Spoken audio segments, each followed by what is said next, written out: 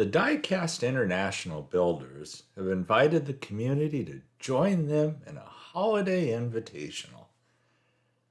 I had this Johnny Lightning T.N.T. casting that I thought would be perfect for this build. This thing's a little beat to hell. T.N.T. because that's a box of dynamite there on the back.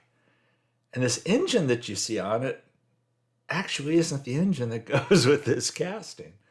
I figured that out a little bit later. Some of the old topper parts are interchangeable. And it looks like somebody took a different engine and different headers and threw it on this, which is fine by me. I prefer this engine. So I end up sticking with it. I didn't swap it out for another engine or anything like that. You see how these pieces come off.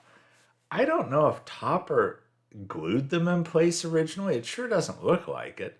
It looks like they're just press fit. Either that or the glue has just really dissolved over the, numerous decades since this came out. Yes, I was a small child when this came out. I was the perfect age to be playing with these things when this thing came out.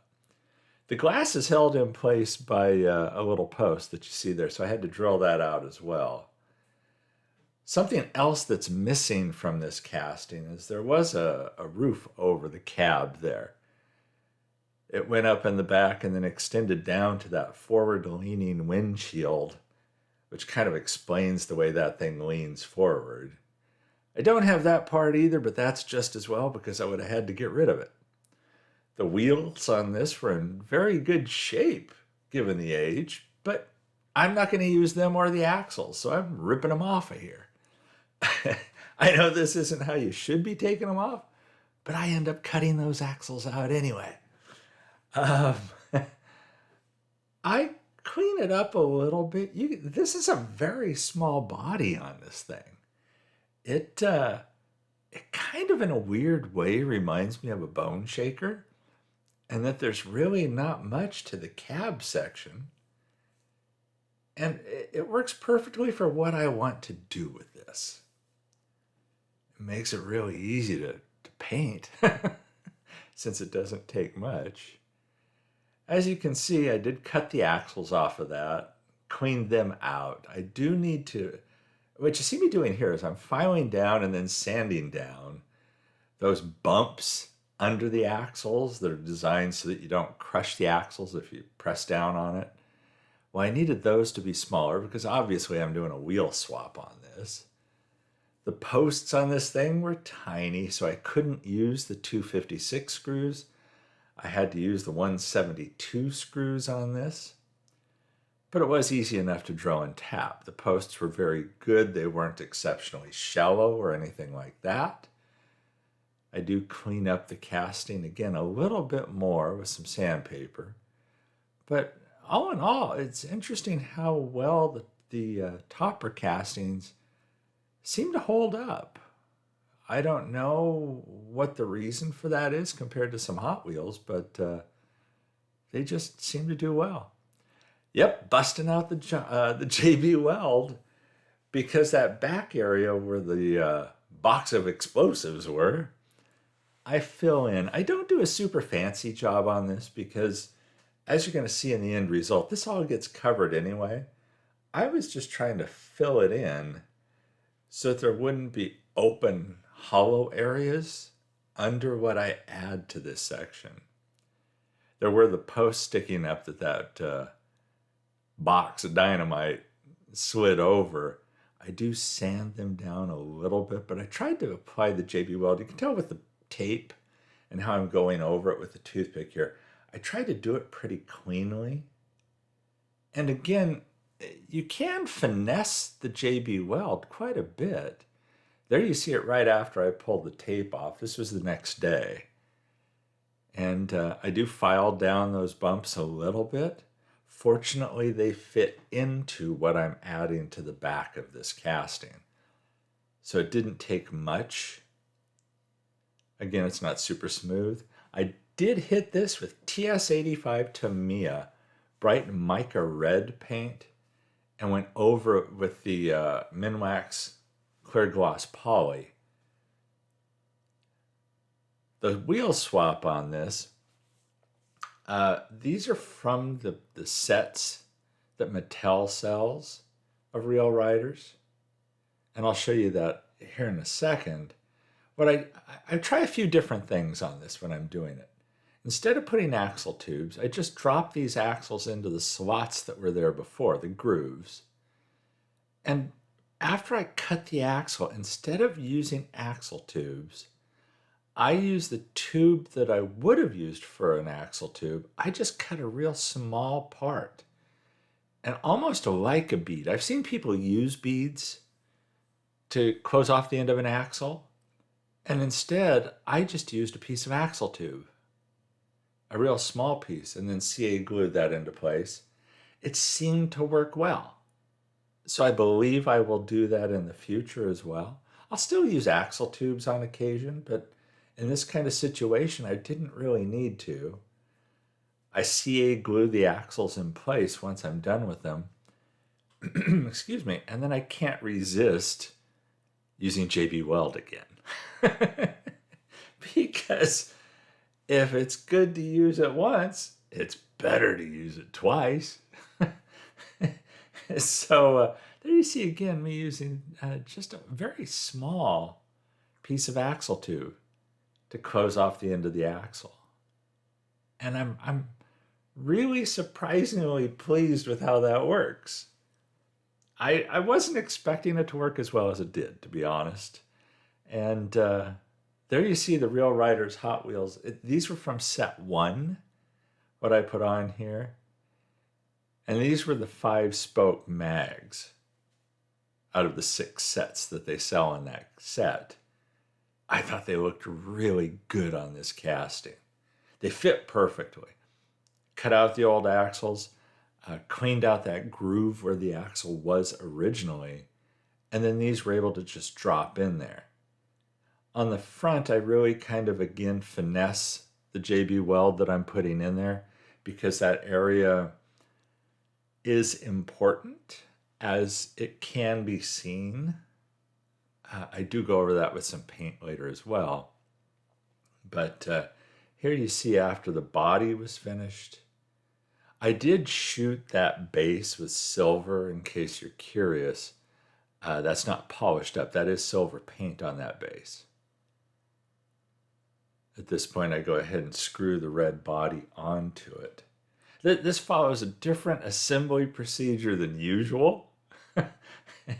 Instead of me putting all the pieces together at the end, which is kind of typical for my videos, this kind of gets assembled as we go.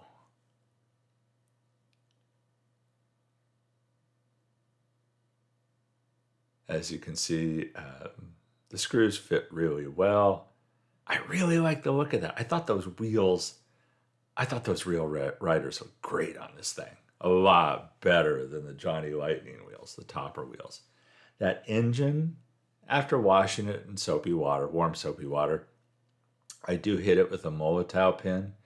If you look up at the top, you see I've glued some packages down into the bed of this vehicle. That's what was going on the back. I did that off camera. As you can see, this window has a tint to it.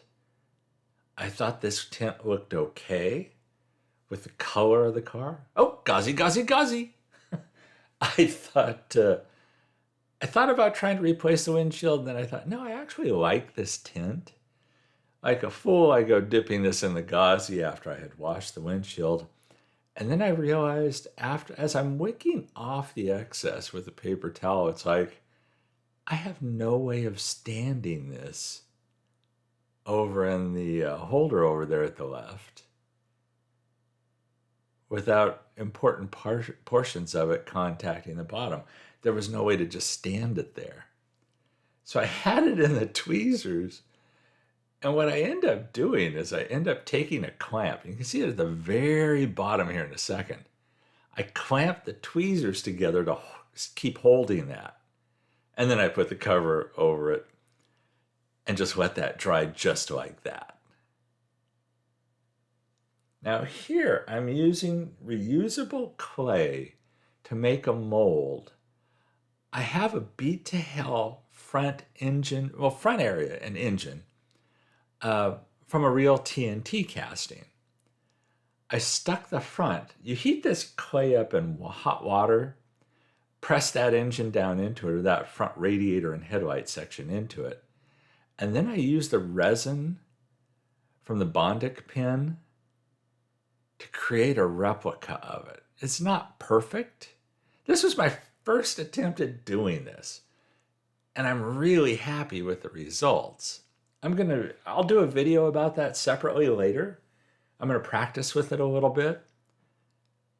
But that clay is really cool because you can just keep reheating it in boiling water, basically, or really hot water over and over, and cast whatever you want in it. I end up taking that front radiator section and gluing it down between the front tires there. The headers I did spray paint with a dark metallic silver. They're that funky, soft plastic, rubbery kind of stuff, but they held it well.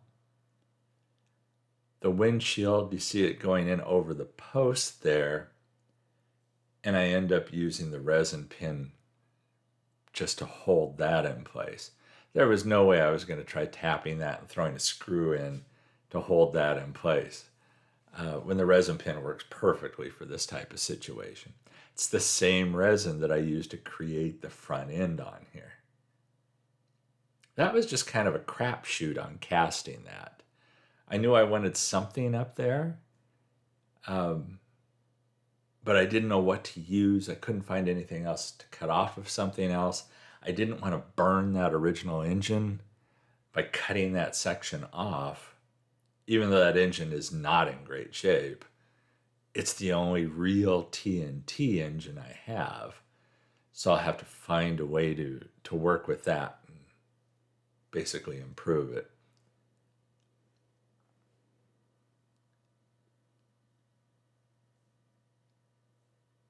Just hit this. I ended up using the toothpick to hold the glass exactly where I wanted it. And then you just hit it with UV light from the Bondic pin, and it cures it and you're good to go. It's interesting how the rake on that front windshield, even though I don't have the roof for this casting, worked really well with what I end up doing. Because you see, this is a holiday build, and well, this is Rudolph's ride. You have to understand, Rudolph is getting old and rebellious. I can relate. Rudolph wanted a sled of his own to deliver packages. He's leaving pulling Santa's sleigh to the younger reindeer. He's too old for that crap now. So I have Rudolph in a leather jacket driving his ride. And I'm throwing more packages in there next to him. I'm using micro crystal clear to hold those in place and to hold Rudolph in place. So here's where we started. The TNT. And it changes a little bit because now it's Rudolph's ride. Everybody wave to Rudolph. He's waving at you. It's a good thing that front rake on that windshield, that it went so far forward, because it made it possible for Rudolph to be waving.